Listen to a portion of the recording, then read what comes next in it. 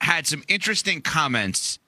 And, well, in response to Stephen Jones, right? So Stephen Jones, the owner of the Dallas Cowboys, one of the owners, spoke to NFL.com at the owners' meetings. He said, to me, it would be irresponsible if every year you don't look at the full body of work and the big picture of how those guys fit into the big picture of the team. And we want to think about our team in terms of the big picture going forward.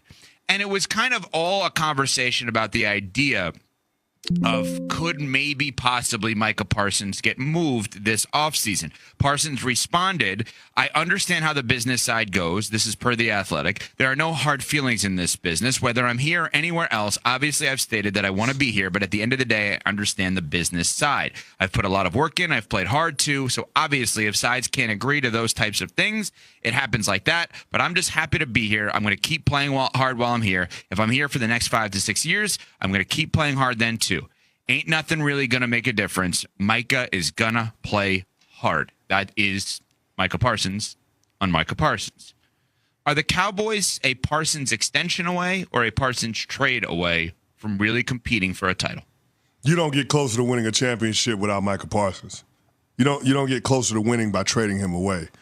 He is unbelievable when it comes to getting after the quarterback. Micah Parsons is one of the best pass rushers in the National Football League. This guy's been an all-pro each of the first 3 years, and even though he missed a quarter of the season due to injury, you are talking about him knocking on the door being yet another double-digit sack campaign. There's no world in which I would move on from Micah Parsons. I mean, it's just incredible what he's been able to do for this team. The question will now come down to money in terms of how you make this work, because I think that's where Stephen Jones was alluding to contextualize his comments. He was talking about how their roster is top-heavy in terms of the contracts that they've doled out. Paying Dak Prescott $60 million a year, paying CeeDee Lamb $34 million a year, having to deal with a potential Zach Martin extension or if they wanted to have him back, having to deal with DeMarcus Lawrence, having a $20 million cap hit, Trey Diggs, so on and so forth. There are all of these guys that are making top-of-the-market money for the Dallas Cowboys, and when you have a couple of those players injured, it makes it hard for your team to compete.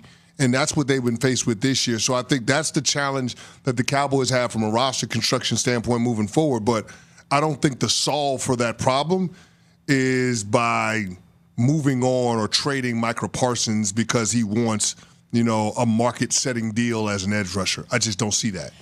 Yeah, we talk about the Dallas Cowboys and their quest to win a Super Bowl. And obviously, if Micah Parsons is not there, you're not closer to that goal, or at least seemingly because of the talent that he has. Also, we talk about Jerry Jones' potential ultimate goal, which is to be relevant. And Micah Parsons in his podcast is putting out headlines every single week, so it doesn't matter which way you slice it. I guess he is getting you closer to your goal if you're the Dallas Cowboys. I just do wonder if because of those contracts, because of Dak, because of CD, because of what Micah's going to command and what he's earned, if you're going to be able to field the roster that you need to because of the financial puzzle that you're in, because of those talented guys that you've paid, that they deserve to be paid, if you're going to be able to field the team that you need to actually compete for a Super Bowl. It almost feels like the Dallas Cowboys are what the inept teams should dream of being, and it doesn't feel like they should dream of being what they are. What do I mean by that? If you're the New York Jets, if you're the Chicago Bears recently, and you're just good every year. The Cowboys are good every year. Even this year, as bad as it's been at times, all of the injuries, they're going to end up being not good, but not embarrassing. I mean, they're 6-8. If they get 7 or 8 wins somehow, some way on the season, it's not a great season, but it's better than a typical Jets season. They're fine. They're good. They're always kind of competitive if they're healthy. I just don't know how all of their moves get them to a place of actually competing for a championship.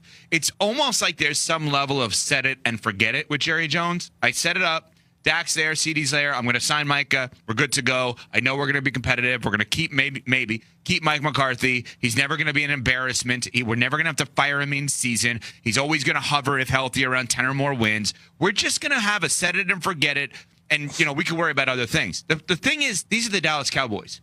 right? It's almost as if, CC, I'm sure you played for owners in the NFL that had other businesses, and it's like, okay, cool. Like, let me set the football stuff up, and let me worry about my other businesses. But this is the business for the Dallas Cowboys. Smalls talks about it all the time. Like, the in the spotlight, in the public eye, always relevant is the business. I just don't know what they're trying to accomplish. If they were any other team, the set it and forget it, good. But they're them. I don't know what they're trying to do here. Yeah, I don't know what they're trying to do either. I don't know the method to the madness, and it's hard to parse through the comments that Stephen Jones and Jerry Jones make publicly because a lot of it can be construed as a negotiating tactic. So I just don't know if I could take anything that they say at face value, but the reality is that I think they'd be hard-pressed to find a better coach than Mike McCarthy moving forward. They'd be hard-pressed to be able to replace Micah Parsons no matter how many draft picks you get in return for trading him. So it just doesn't seem like it makes sense for the organization to part ways with either one of those key people because I do think they're more a part of the solution than they are the problems that the Dallas Cowboys are dealing with. When it comes to Mike McCarthy, when the organization allows him to go into a season as a lame duck and there's that gray area of belief from the top down, how much does that permeate into the locker room? And if they were to re-sign him, to extend him, is that something that you can come back from?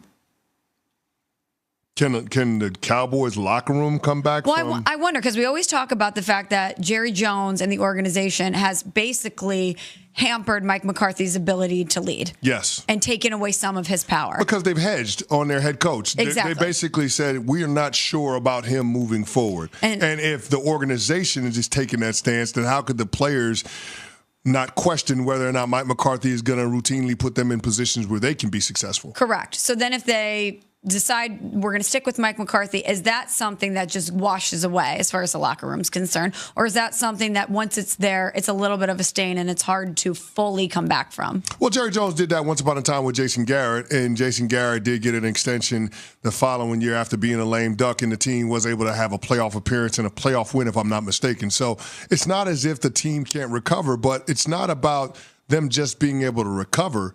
It's about this organization being able to take the next step. It's not just about the Cowboys getting back to the playoffs. That's not why you pay a quarterback $60 million a year. That's not why you pay a wide receiver $34 million a year. Mm-hmm. You're paying those guys because you think this team is capable of getting to a championship, and they're a big part of how you do it.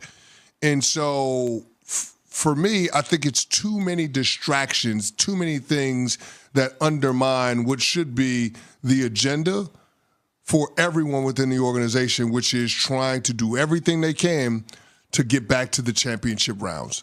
And so that's the problem that I have with how Jerry and Stephen Jones have been operating. It's because all of the headlines that they create with what they say end up detracting away from the attention and the focus on what should be the goal of the team, which is winning a championship.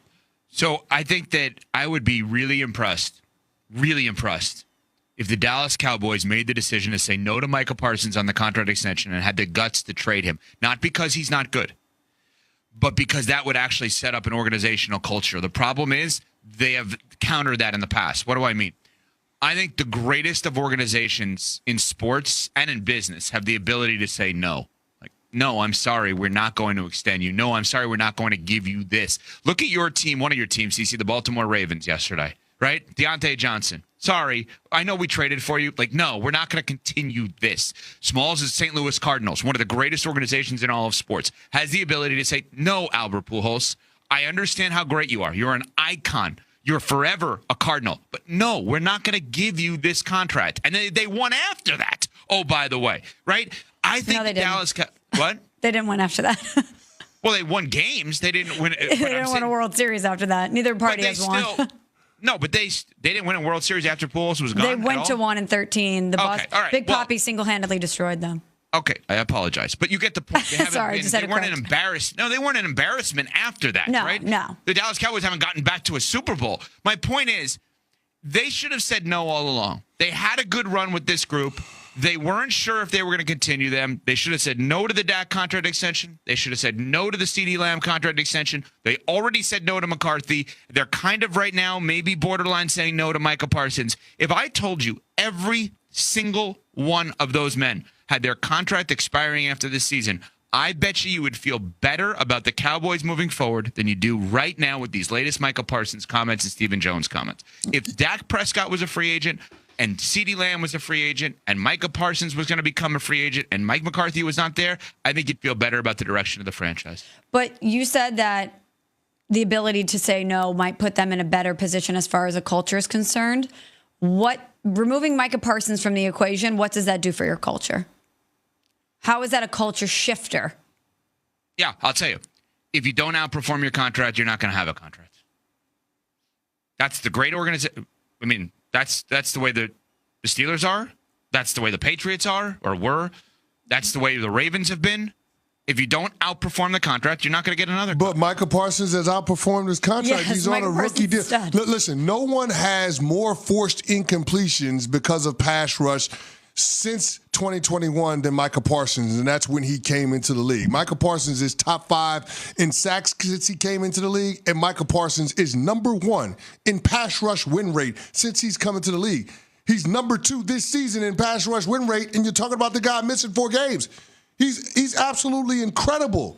You don't get better by moving on from players like this. And here's what makes Micah unique from all of those other guys, whether you want to talk about CeeDee Lamb or you want to talk about Dak Prescott or you want to talk about Trey Diggs, anybody else on the Cowboys, Micah Parsons don't need nobody else to help him do his job.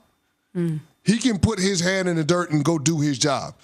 And that instantly makes you a better team, a better defense.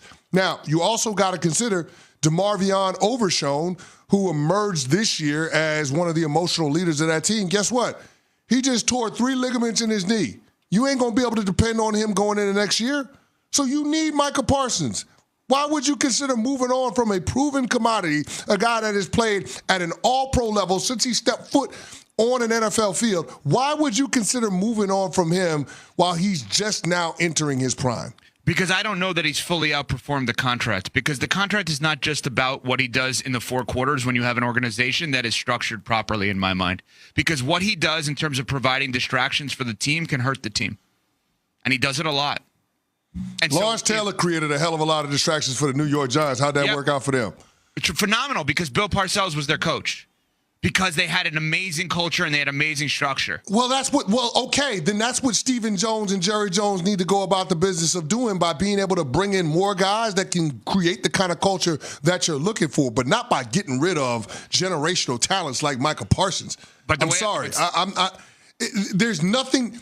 Micah Parsons might be the only untradeable player that the Dallas Cowboys have had. And I know I've said that before on this show, but it bears repeating.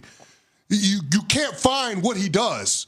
You just can't. And it's not just about his sacks, but it's about the disruption that he creates, how he impacts an opposing offense, the negative plays, creates opportunities for other guys to get one-on-ones because he's double and triple teamed. He literally shifts how offenses have to game plan against the Dallas Cowboys versus what they want to be. There's no way you can you can put a value on it because he's going to get a contract, but it's invaluable what he does. It really is. Like Micah Parsons, we don't think of him this way, but it's in that same lane of a guy like TJ Watt or like Myles Garrett or like Chris Jones. That's the kind of impact that Micah Parsons can have. So, yeah, I get it. You don't love what he does on the podcast. You don't love some of the sound bites, and I understand those things. But there's no way you get rid of a pass rusher of Micah Parsons' caliber while he's just now entering into his prime. Unsportsmanlike is presented by Progressive Keys to Progress program, providing cars to veterans